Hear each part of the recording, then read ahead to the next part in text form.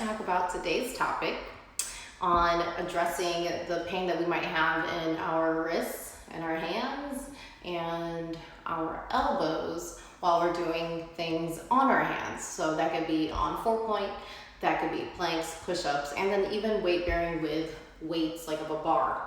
Or if you go through some dumbbell work, which really shouldn't have that much bend, it's usually just with a bar. All those things, probably the most common denominator that I see frequently is that if you do not have enough wrist mobility, bending at the wrist, then technically you shouldn't be doing any of that.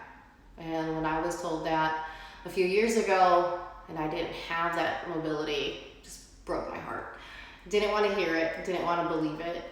And so what ended up happening when I did put weight in my wrist that didn't have enough range, I did have some wrist pain, but it even translated into some shoulder pain. So it's all connected.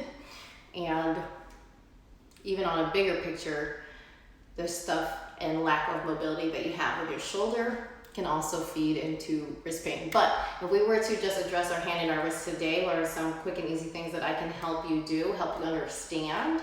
That is what the live is for today, which I'm gonna try to do maybe like once a week on Fridays, answer a question here and there that I get from my peoples like you. All right, so quick test on you and your wrist mobility. You could be sitting here, you have your elbows by each other, your shoulders down if you can, right? They could be parallel also, but this just gives a good indication of really true joint movement and how much you have.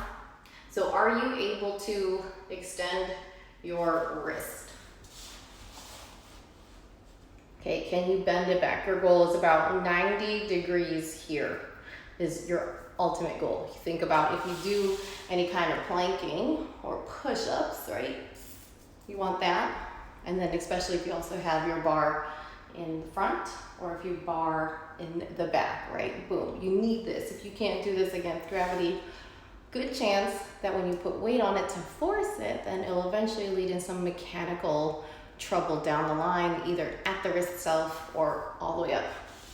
So let's go test it out. Right? I remember the first time I did this, I did not have this much extension. And then can you do this with your fingers starting to open? Right, then now it's connective tissue tension and flexibility of also your fingers. How well are you doing? Right, is this hard? Right, should be a lot of fatigue here. It's a good stretch, guys. And then you can roll in and out of this. Right, stretch, maximum range, hold maximum range, extend those fingers, bring it in, curl it through every knuckle, and repeat. The burn 2. Right, if you're not working in your maximum fatigue and effort, then it's gonna be very hard, if at all possible, to improve your range. Okay, so hold your end range, thumbs, 3, 2, 1, and then bring it all the way in. All right, so that was one tip on how to assess your wrist mobility and then how you can work on improving it, just repeating that maneuver 3 to 5 times. So wrist mobility, check, that was your test. And then if you found yourself having limited wrist mobility, what do you do, right? So we can work our wrist mobility using the floor. I just have a box here. And then you want to bear your weight on your hands. So you're trying to get to your end range bend into that extension with your elbows straight. And then if you get to that end range and you back off just a bit, can you keep your elbows straight? And then now your goal is keeping your knuckles straight. And then let's go thumb on both hands, one up at a time. Now this is your active mobility work to improve the range of your wrist. And then down. Second finger on both hands, up, down. You're gonna fight to keep those elbows straight, reach out of your upper back. Literally your whole body should be eventually fighting here. Right, so we're, if I were to guess, like I'm like at 85% of my range. So it's really not overly hard, but then one click further forward, watch. So I'm really tapping into near end range at my wrist. Both thumbs come up.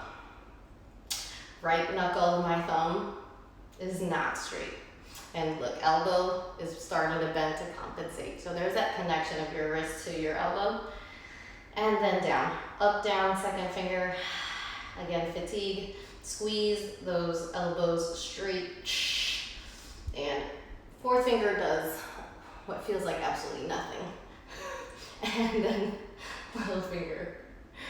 And you can always progress, right? If you were to go a little bit more, you might feel like literally nothing's happening, and that's okay. That's where we gotta start to try to connect our mind to our muscle. Woo! Elbow bending. Let's fight. Inhale, exhale. This is where your breathing comes. Where you start tapping in to what feels like near impossible. You want to train your brain that it is by relaxing your nervous system and breathing, bringing energy from your core, your glutes. Come on. And last finger, right? You can continue to progress that just to your comfort zone. If you feel anything sharp in your wrist, then you just stop there, right? You don't want to go into any level of pain. Maybe just a stretch, and then you can counter stretch opposite way. Elbows stay straight if you can. Right, so that would be your active mobility work to improve your overall range that you need for your planks, push-ups, and or weightlifting. In the meantime, that doesn't mean you shouldn't do any of those. I know I definitely didn't wait to have full range to finally go back to planking. So what I would do is then let my fingers bend. That takes the slack off the wrist. So even with planking, if I had a way to get my fingers over the edge, right? I can then just slack my tension from my fingers, adding the tension into my wrist. If you have dumbbells, right, same thing. You can cancel out completely that entire wrist extension while still working on your upper body strength. Those are the main ones. Your goal is in the time that you're working on your mobility, right? You have ways to not just bear into your joints when it's not ready. Okay, so what did we address? We addressed how to test, what to do when it's lacking in your wrist range of motion, and then ways to improve your pain that you have now. So 2 easy ways to address the pain that we commonly have in our hand is actually not so much our wrist. It's very close to our wrist, but it's the bottom of our thumb. So commonly, it's really this joint here at the bottom of our thumb that gets sore, and it's also a common joint that becomes arthritic. So we want to move the joint, and so do like a pincer grip.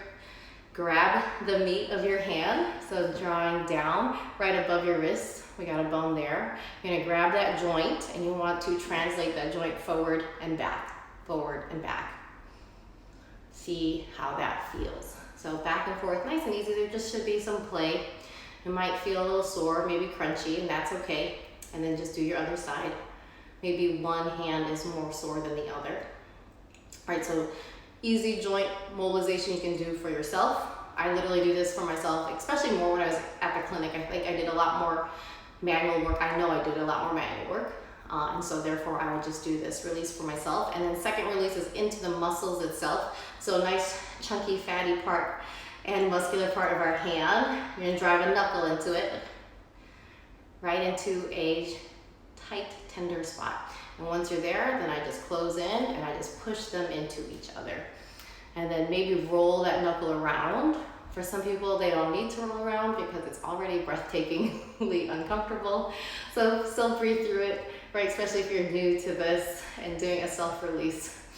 It's pretty sensitive, but I've just gotten so used to it because I've been doing work with my hands for years. And then I also do it to my husband because he's always working on cars. All right, so here, same thing. Okay, so those are 2 ways to alleviate pain that you have now because of your lack of mobility, maybe into your hands and wrist, and then you've already learned ways to address it. And then working at the wrist, you also have to work at the elbow. Eventually you have to work into your shoulder, but we won't touch on that today. So to do a quick elbow screen, same thing on mobility. If you just have your elbow right by your side and your wrist completely straight, fingers straight, you're gonna see how close can you pull your hand to your shoulder, but then can your hand also kind of look away, let's say to a friend, behind that back corner. Like, can it rotate that much? And that rotation is gonna come right here from your elbow. So how much can we turn it? Okay, hold it there maximally and then turn the other way. Can we still wave to that same friend over there? This one's hard. Okay, and then we're gonna bring it down. So straight through that elbow. We'll go through that full range, palm up, looking to my friend back there in the corner. Palm away, still looking to my friends. All out there in the outskirts. And then a lot of effort trying to keep it close by, so I'm not moving through my shoulder to compensate. So that's a good way, again, to improve the joint mobility at the elbow, which affects your wrist. As we wrap up here, as we discussed, just a simple question when people have asked, how do I improve the pain that I get when I am weight bearing on my wrist and or weightlifting? Just a few things, just touch of the surface, things that can help you out now that you can start now. And then if you have any other questions, go ahead and ask me there, maybe in the comments, or send me a message. And I'll try to do this every Friday, just based on the questions that I get. Thank you for joining me today. I hope you guys had some information that was informative to you that you can then do for yourself and do for other people. All right, you guys take care. Bye.